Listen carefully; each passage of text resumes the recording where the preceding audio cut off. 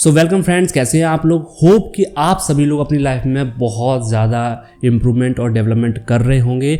ये जो सीरीज़ है अपनी, जिसमें हम सारी की सारी फाइनेंशियल बुक्स को कवर करने जा रहे हैं, इसमें रिच डैड पुअर डैड किताब से हमने शुरुआत करी है। आप देख सकते हैं ये किताब, इससे हमने शुरुआत करी है और इसके 2 लेक्चर्स 2 वीडियोस ऑलरेडी हम इस पर डाल चुके हैं यूट्यूब चैनल पर। आपने शायद देखे होंगे, जिसमें हमने पहले वीडियो में इंट्रोडक्शन के बारे में बात करी थी, दूसरे में हमने इसका पहला चैप्टर उसके बारे में बात करी थी। आज हम इसके सेकंड चैप्टर के बारे में बात करने जा रहे हैं और बहुत छोटे छोटे वीडियो में मैं आपको कंप्लीट चैप्टर को समझाऊंगा। और अगर आप बुक पढ़ना भी नहीं चाहते ना, तब भी आपके लिए ये बहुत फ्रूटफुल होने वाली है, क्योंकि इसको मैं आसान लैंग्वेज में आपको बताने वाला हूँ। ये जो सेकंड चैप्टर है ये बहुत इंपॉर्टेंट है। वाई टीच फाइनेंशियल लिटरेसी, यानी कि फाइनेंशियल लिटरेसी क्यों पढ़नी चाहिए। और ये मैं आपको बता रहा हूँ, ये सबसे बड़ा फैक्टर है किसी भी इंसान के गरीब होने का या अमीर होने का, कि वो कितना ज़्यादा फाइनेंशियली एजुकेट है और कितना कम फाइनेंशियली एजुकेट है। तो इसको हम इस वीडियो में सेकंड चैप्टर को समझेंगे, डायग्राम्स के साथ मैं आपको बताऊंगा। तो बहुत प्यारी वीडियो होने वाली है और आपको इजी वे में समझ में आने वाली है। सारी चीज़ें विद डायग्राम हम इस पर समझने वाले हैं।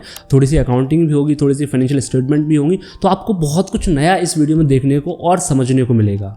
तो अगर आपने इस वीडियो का, इस सीरीज़ का इंट्रोडक्शन नहीं देखा, तो मैं आपको एक चीज़ बता दूं कि इस चैप्टर के अंदर जो मैंने इंट्रोडक्शन में बात करी थी कि गरीब क्यों गरीब होता जा रहा है और ज़्यादा गरीब क्यों होता जा रहा है, मिडिल क्लास वाले क्यों स्ट्रगल कर रहे हैं और अमीर क्यों अमीर बनते जा रहे हैं, तो वो चीज़ आपको इस चैप्टर में क्लियर हो जाएगी। आपको पता चल जाएगा कि अभी आपका क्या स्टेटस है और आपको अमीर बनने के लिए कितना इंप्रूवमेंट करना चाहिए। ये मेरे थॉट नहीं है, ये इस किताब के ऑथर रॉबर्ट कियोसाकी के थॉट है। सो आप इसको सीरियस ज़रूर लें।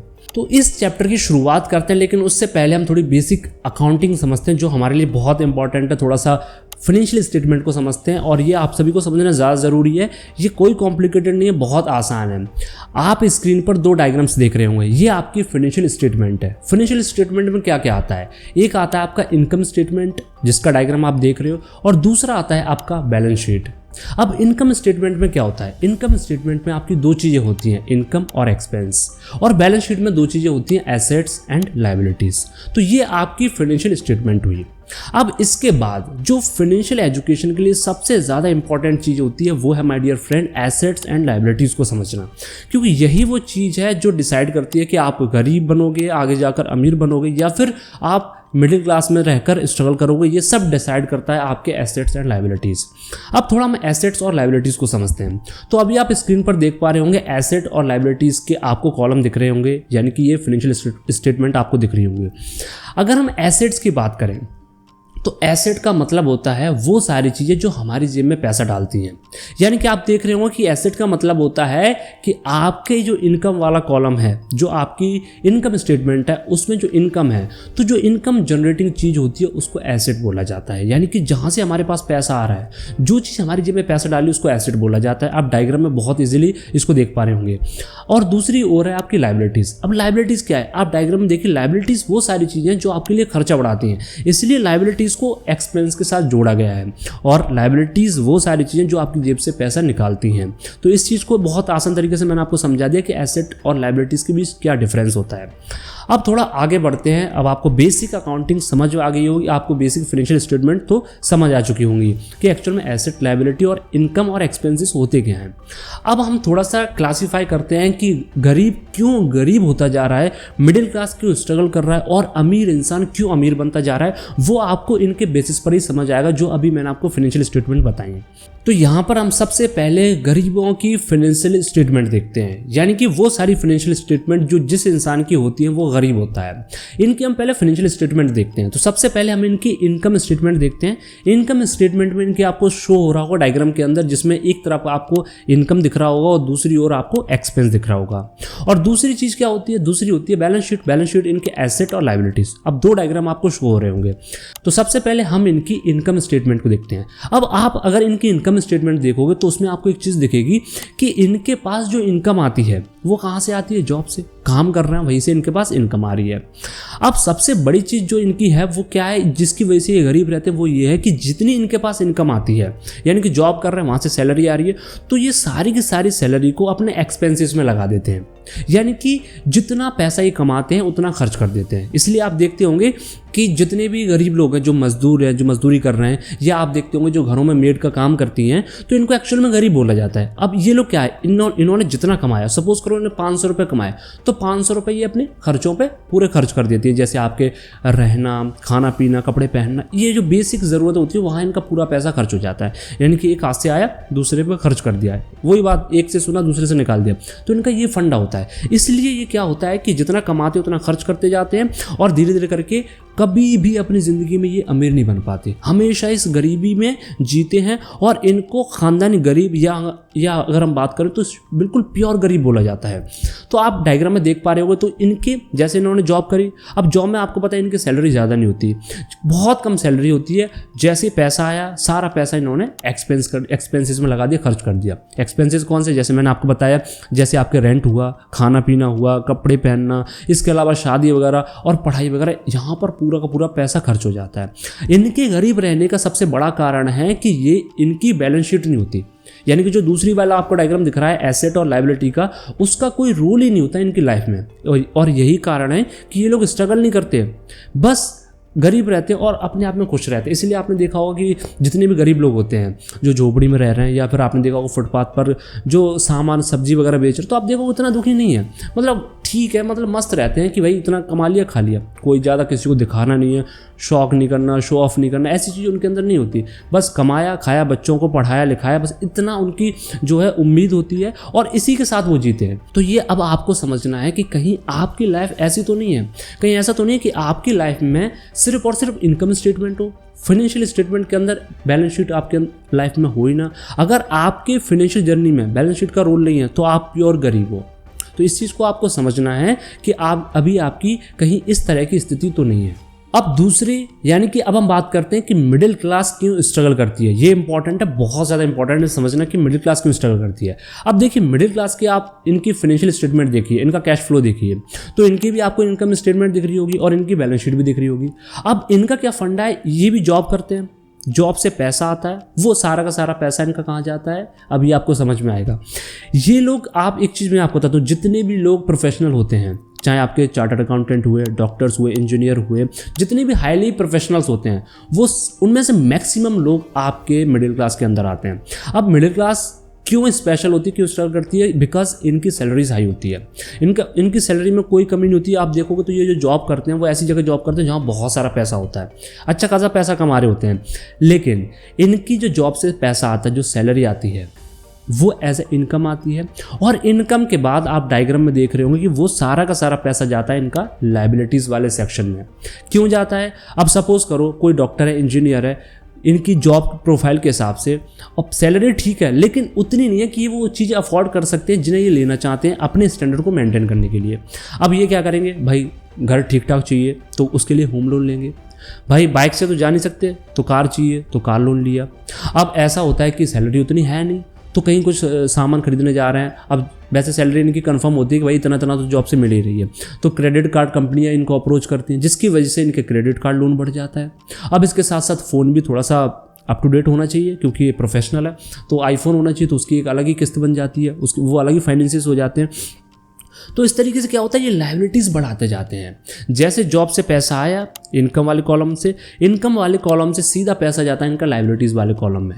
यानी कि ये लोग कमाते हैं, पर कमाने के साथ साथ ये जितना ज़्यादा इनकी सैलरी बढ़ती है उनकी उतनी ज़्यादा लायबिलिटीज़ बढ़ती जाती है। और यही कारण है जिसकी वजह से ये लोग स्ट्रगल करते हैं। क्योंकि देखिए मैं आपको एक चीज़ बताता हूँ, इनको गरीब इनकी जॉब नहीं होने देती, क्योंकि जॉब के अंदर इनकी सैलरीज बहुत अच्छी होती है, जिसकी वजह से ये गरीब नहीं हो पाते।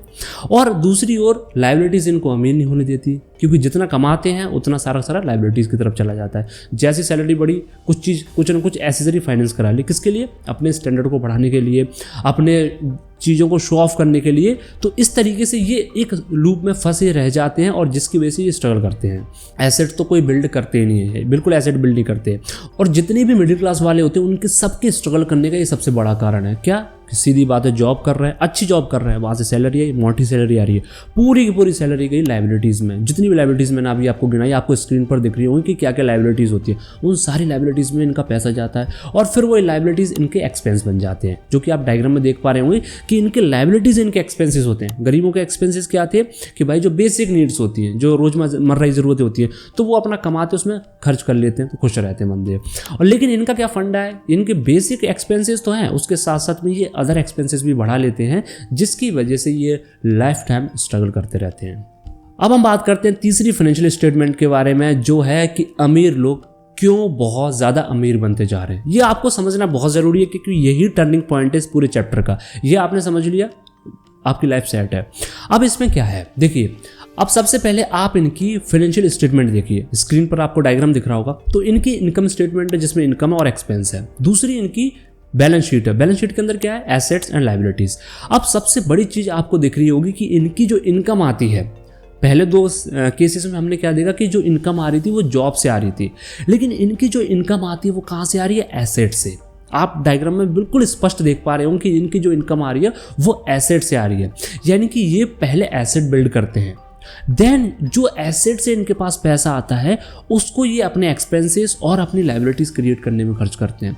This is the secret of getting rich. अब आपको मैं एक चीज़ बताता हूँ।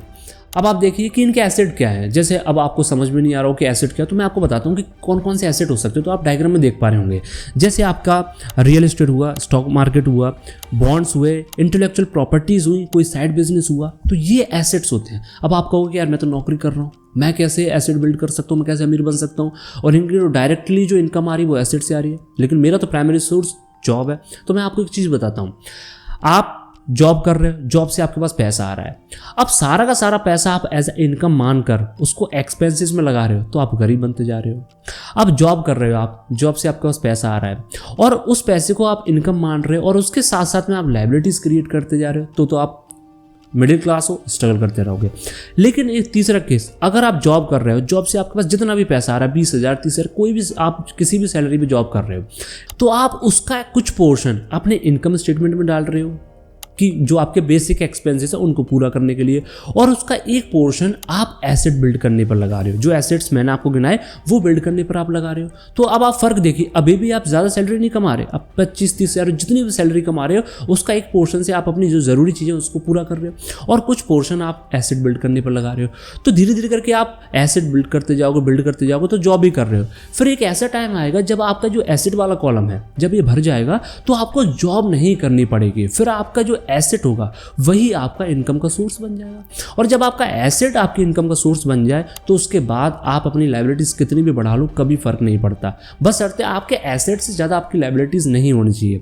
जैसे सपोज करो आपने एसेट बिल्ड कर दिए, आपने real estate, stock market, bond, कोई साइड बिजनेस खड़ा कर दिया, तो अब आपको उससे इनकम आना स्टार्ट हो जाएगी। जैसे मान लो रियल एस्टेट, तो उससे आपको रेंटल इनकम मिलेगी। आपने बॉन्ड्स इन्वेस्ट किया तो वहाँ से आपको इंटरेस्ट मिलेगा, और अगर आप स्टॉक मार्केट में इन्वेस्ट किया तो वहाँ से आपको डिविडेंड मिलता है।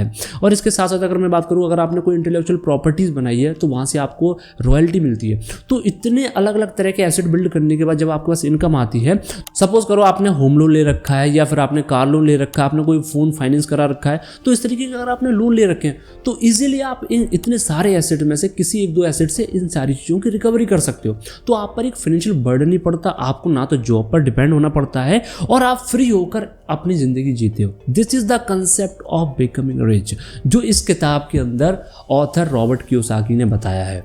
और मैं उम्मीद करता हूँ कि आपको ये चीज़ समझ में आई होगी कि गरीब क्यों गरीब है, मिडिल क्लास वाले क्यों स्ट्रगल कर रहे हैं, और अमीर क्यों अमीर है। और इन सारी चीज़ों को मैंने आपको डायग्राम के साथ इसीलिए समझाया है जिससे और आसान हो। इस किताब के अंदर ये सारी चीज़ डायग्राम के साथ बताई गई हैं। अब आपको ये आइडेंटिफाई करना है, सिंपली आपको इतना समझने के बाद ये आइडेंटिफाई करना है कि भाई मेरी जो ज़िंदगी है, मेरी जो लाइफ है, मेरी जो फाइनेंसिस है, उस मेरी लाइफ की फाइनेंशियल स्टेटमेंट कैसी है। फर्स्ट केसेस में बताई मैंने जो आपकी फाइनेंशियल स्टेटमेंट आपकी वैसी है, दूसरे केसेस में बताई वैसी है, तीसरे केसेस में बताई वैसी है। तो कैसी भी हो उसको कन्वर्ट करो, जो मैंने थर्ड केसेस वाली आपकी बताई है वो आप डायग्राम में देख रहे होगे कि पहले एसेट बिल्ड करो, और आपकी एसेट ही आपकी एक्चुअल इनकम होनी चाहिए, देन आप लायबिलिटीज क्रिएट कर सकते हो। अमीर इंसान की जो फाइनेंशियल स्टेटमेंट होती है, जो इनकम स्टेटमेंट होती है, जो बैलेंस शीट होती है, उसके अंदर इनकम के तौर पर वो कभी भी अपनी सैलरी को कंसीडर नहीं करता। आप इस चीज़ को बस समझ जाओ, आपकी सारी की सारी प्रॉब्लम सॉल्व हो जाएंगी। आई होप कि आपको समझ में आया होगा। मिलते हैं अगली वीडियो में नेक्स्ट चैप्टर के लिए। चैनल को सब्सक्राइब कर लो, लास्ट वीडियो से नहीं देखो तो उनको जरूर देखिए। Thanks for watching this video.